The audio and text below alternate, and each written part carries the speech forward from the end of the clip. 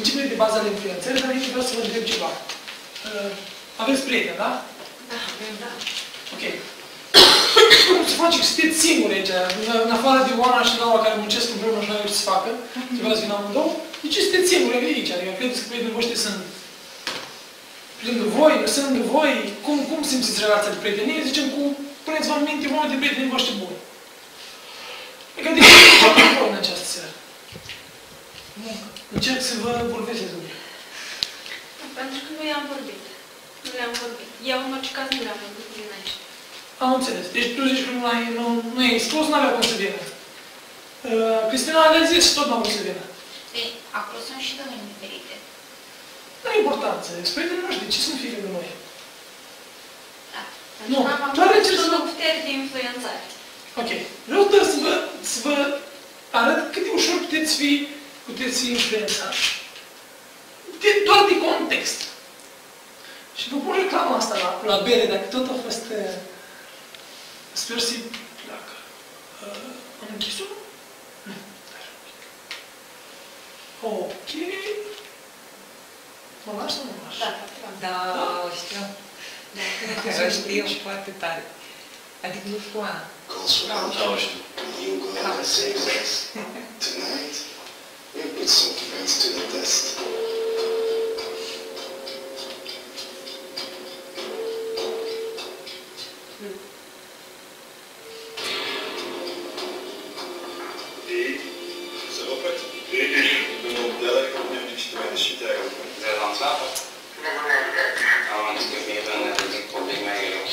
Somewhere and I played some cards in Napoleon and I brought some wine. En fait, il faut que tu m'amènes 300 €.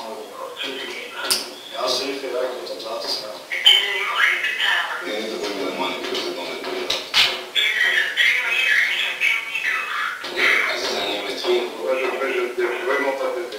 Quoi, vraiment pas? J'ai gagné plus bon que vous. Alors, je vais essayer de me plaire. Goed te bieden.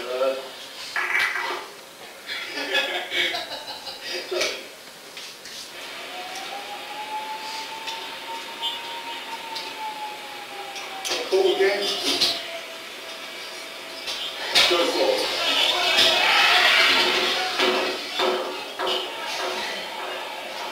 Îți mai vedea. Jake.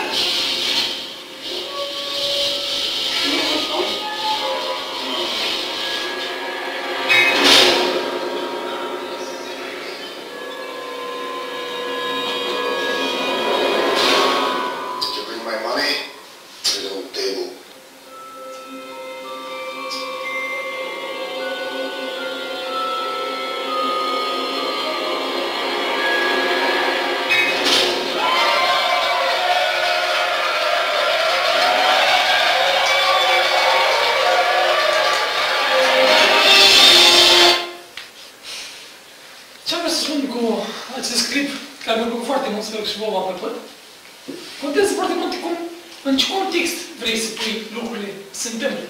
Eu dacă spuneam, prietenii nu sunt lângă voi, s-ar putea să nu fie prietenul meu chiar așa de bun. De altă parte, chiar ați impostați aia și venea apoi cel mai bun prieten care l-am avut. Cam foarte ușor pot fi jucat feste din funcție de cel care îmi spune. Dacă e bine sau dacă e rău, numai noi trebuie să hotărâm asta și să ne dăm seama. Vă dau un caz concret din cartea lui Cialdini. Era un domn la 40 de ani, singur acasă și sună o domnișoară foarte, foarte bine la ușă. Bună seara, vă supărați, noastră mergeți la teatru. Omul, ca să facă o impresie, bineînțeles, cum fiecare seară, nu la teatru, sunt la duminică, n-am început, mă duc.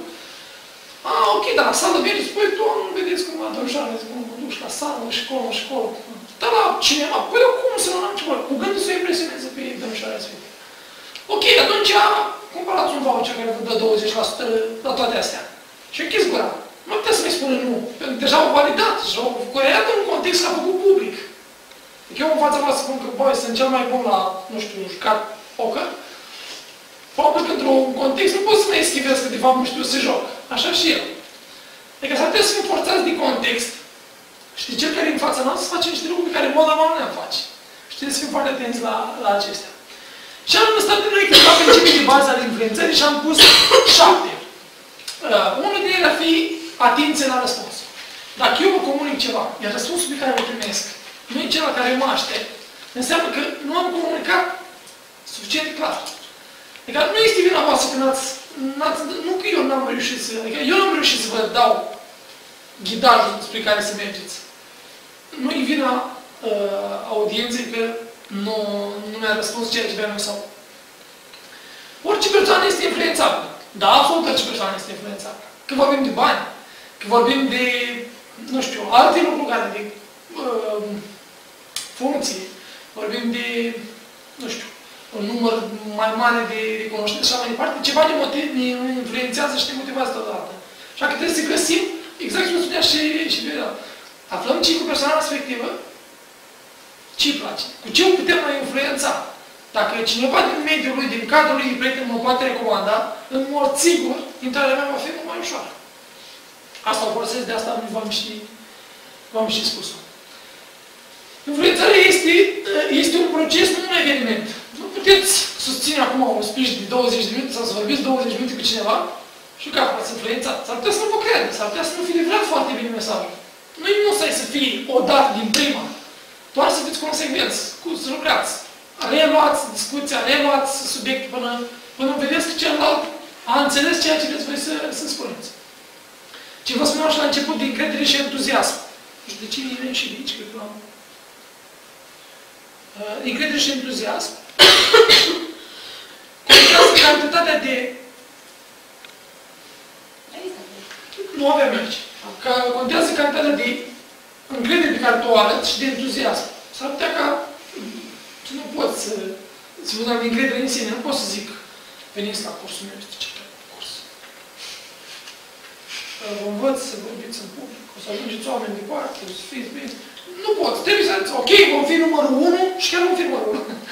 Da? Uneori cred că entuziasmul aici, cu asta mă izbesc, de asta mă izbesc eu. Atunci când vreau să influențez, nu neapărat, nu știu, de exemplu, am găsit o locație foarte faină sau un produs foarte fain și le zic prietenilor, de exemplu, faptul că sunt atât de entuziasmantă de acest produs, nu sunt credibilă. Sau cel puțin asta este sentimentul pe care l-am eu. Păi, merg sau nu merg? De cele mai multe ori, nu merg. Și am senzația că e doar pentru că vorbesc atât de mult despre asta și atât de... Este posibil. Marea majoritatea, când prezinți cuiva un produs sau o chestie, găsit o locație sau nu știu, sunt prieteni tăi apropiați. Prietenii tăi apropiați te cunosc. De sus până jos. Sunt proporții de 80%. Da. E posibil, bă, țineți minte data trecută când ne-a zis Oana, când mergem și era atât de entuziasm și ce bun și ești acolo, da, dar nu mai. Da? Da. Îi zic mai puțin entuziasm. Prietenii tăi depinde de ce fel de persoane sunt. Sunt persoane care dacă le dai informațiile stricte, obiectiv, bă, avem acolo asta, putem să facem asta, și varianta este asta la altă. Da, acolo, e bună alegerea. Într-adevăr, entuziasmul prinde foarte mult la persoane care, relațiile tale sunt de amiciții, să le numesc așa între ghilimele, nu de prietenie foarte bună, bă, te cunosc, nu știu. Da. Atunci, entuziasmul tău, bă, fiți atenți la mine, că vă spun eu, dacă mergem acolo și facem și gesticulezi și dau și băi, am fost la o chestie similară, a fost nebunie. Nu contează că ăla, bă, ce spune să mă cam spire, dar parcă... Ok. Un alt principiu să înțelegi oamenii. Aici ar fi în legătură cu prima parte, spuneam, cu răspunsul. Foarte important ca oamenii să vadă că tu ai trecut ceea ce trec ei. Că nu le vorbești din cărți, că ceea ce ai simțit și ai trăit e relevant pentru ei și că pot vedea în tine un model. Cum ai ieșit într-o situație, cum ai reușit să răzbești, să spunem așa. Așa că e important ca oamenii să vadă că ești ești între ei și printre ei, trebuie să-ți pese. Aici facem diferența majoră între a influența și a manipula. Când manipulezi, îți pasă de ce vrei tu. Când influențezi, îți pasă de ce vor ceilalți. S-ar putea ca pentru ei ceea ce spui tu să conteze foarte, foarte mult și trebuie să vadă în tine sinceritate și onestitate. Faptul că încerci să-i ajuți. Nu vrei să le bagi mâna în buzunar. De asta și oamenii de vânzări care au succes nu vorbesc foarte rapid de preț. Sau cum ei te duc în beneficii, te duc cum poate celălalt să câștige mai mult. Și la urmă abia zic, bă, cam asta ar fi pentru tine, atât ar costa și nu zic, bă, atât, după care să vedem ce putem da. Ok?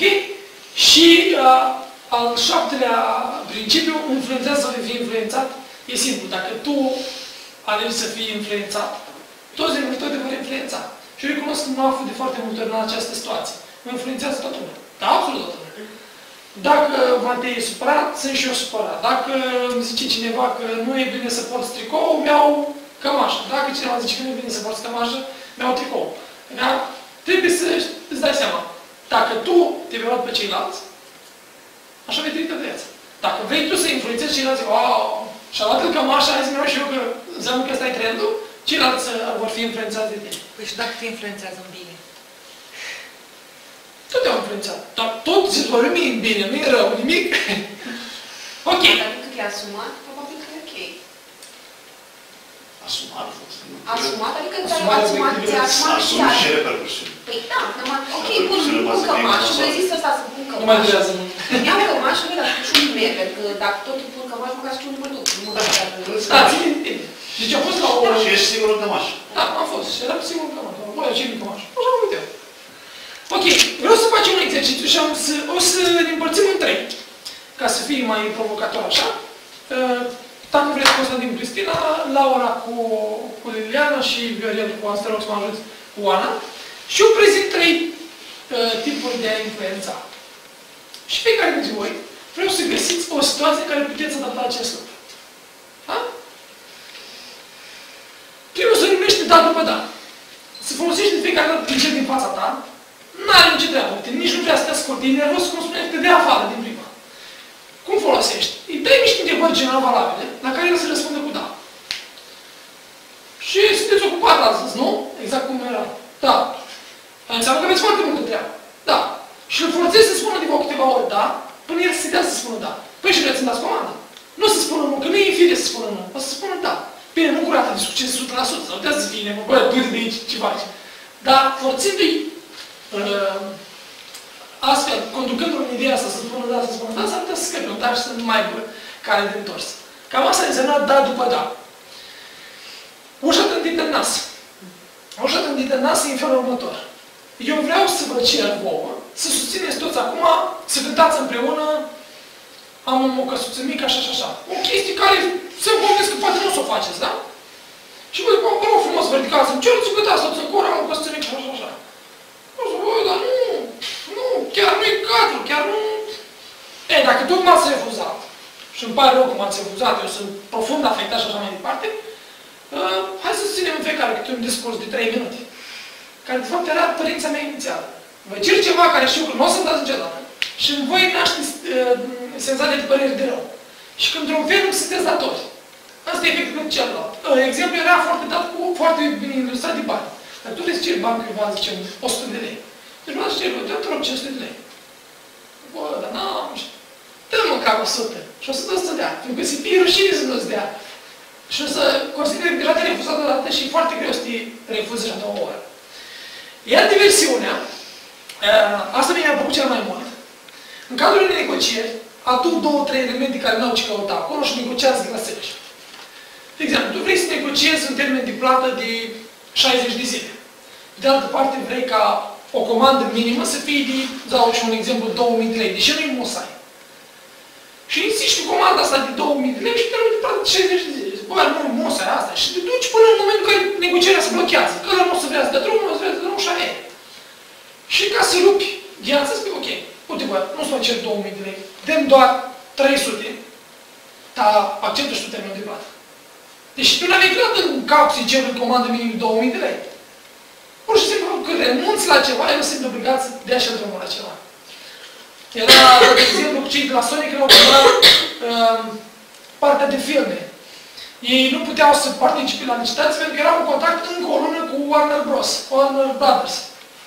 Și atunci, ca să poată să participe și să ia și contractul celălalt, trebuiau să mai prelungească negocierile cu încă o lună.